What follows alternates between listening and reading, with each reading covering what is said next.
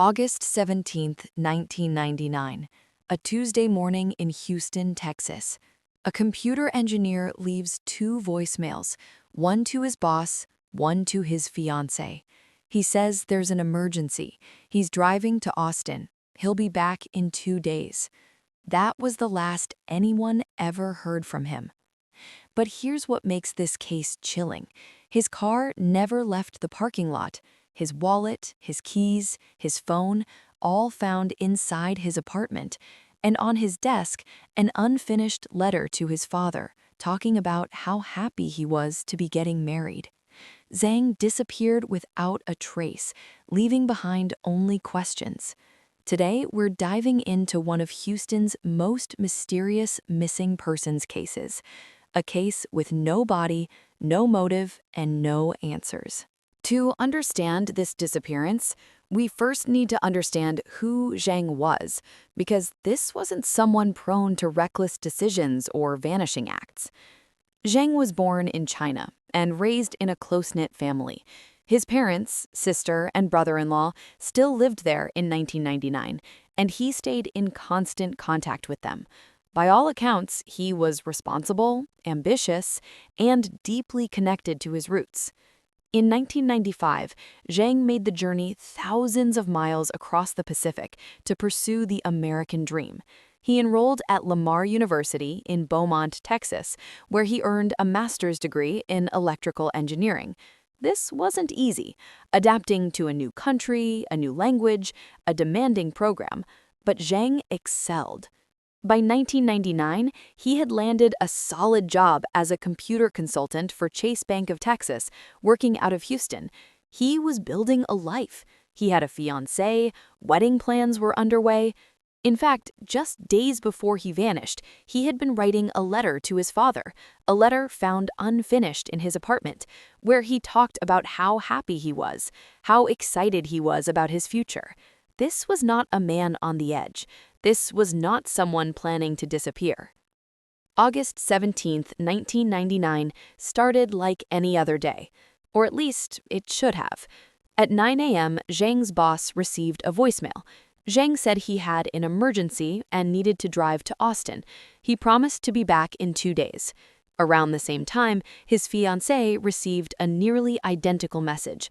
An emergency, Austin, 2 days. But what was the emergency? Zheng didn't say, and here's where things get strange. Austin is about 165 miles from Houston, roughly a 2.5-hour drive. Zheng reportedly knew people there, so the trip itself wasn't outlandish. But if he was planning a quick trip, why didn't he pack? Why didn't he take his wallet, his keys, his phone? When police were eventually called to check on Zheng after he failed to return, they found his apartment undisturbed. No signs of forced entry, no signs of a struggle.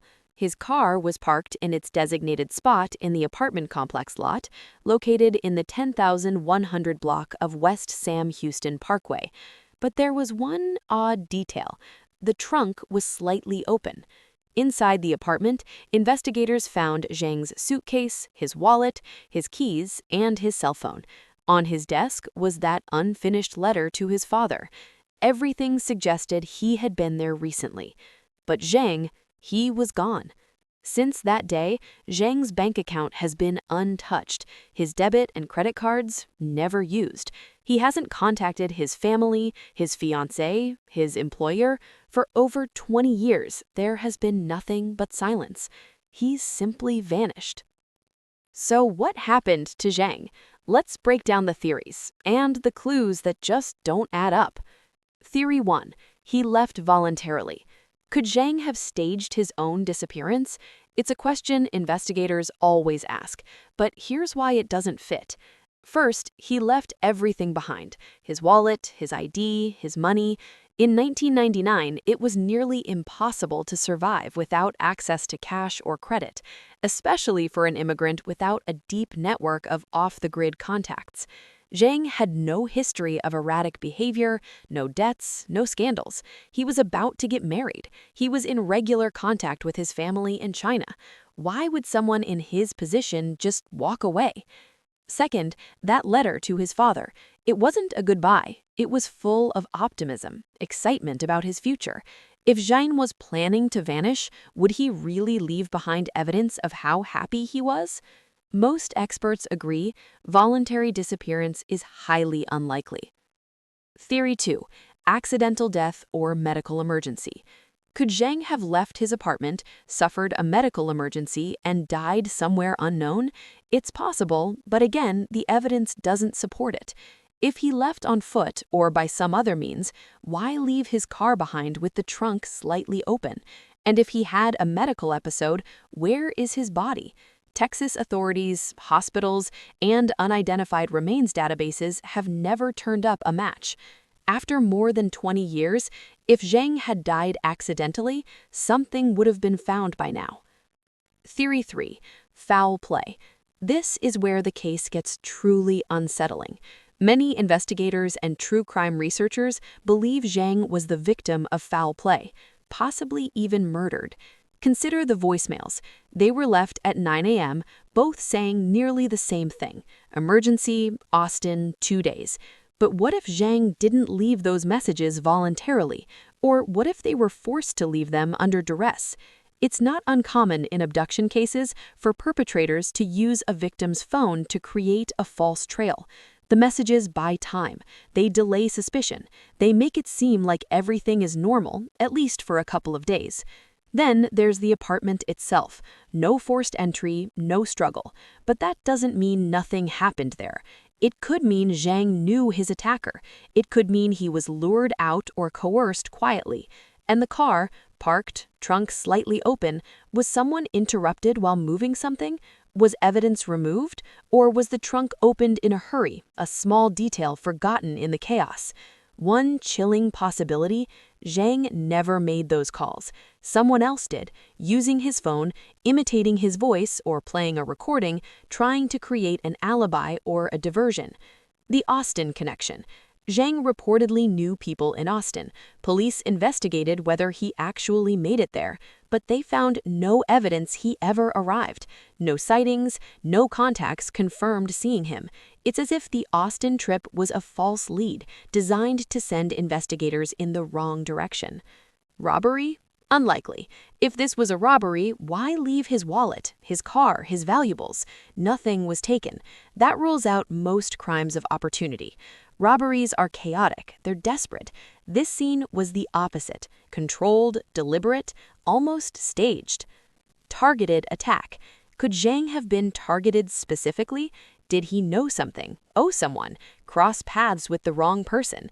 Without more information, it's impossible to say, but the deliberate nature of the scene, the untouched apartment, the abandoned car, the misleading voicemails, suggests planning, not randomness. This wasn't an accident. This wasn't a crime of passion. If Zheng met with foul play, someone thought it through. For Zheng's family, the years since 1999 have been marked by silence and sorrow. His parents in China never got closure.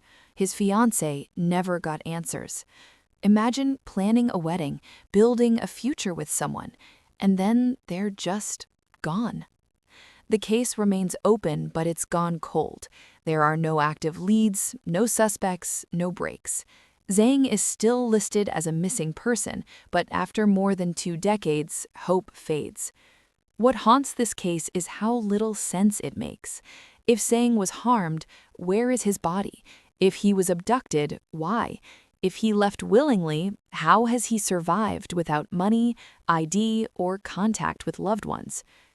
Here are the questions that still need answers. Who did Zheng know in Austin, and did any of them see him that day? Were the voicemails analyzed forensically? Could they have been coerced or fabricated?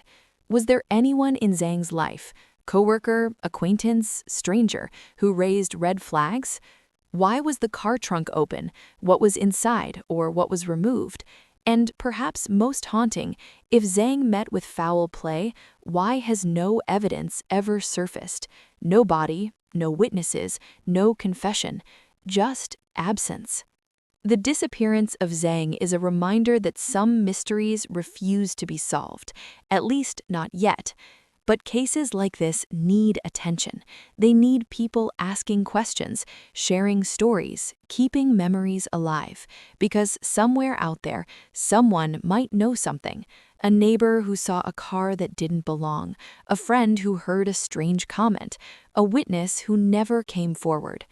If you have any information about Zheng's disappearance, no matter how small, please contact the Houston Police Department or the National Missing and Unidentified Persons System, known as NamUs. To Zheng's family, friends, and fiancé, your loved one is not forgotten. And to you watching, thank you for being here. Cases like this matter because you care. If this story moved you, please consider subscribing to this channel. We cover unsolved cases, mysteries, and stories that deserve to be told. Hit that notification bell so you never miss an upload. And if you want to explore more forgotten cases, check out our Dark File playlist. Together, we keep these stories alive. Until next time, stay curious, stay safe, and never stop asking questions. If you have information, contact Houston PD or NamUs. Subscribe for more unsolved mysteries. Thanks for watching.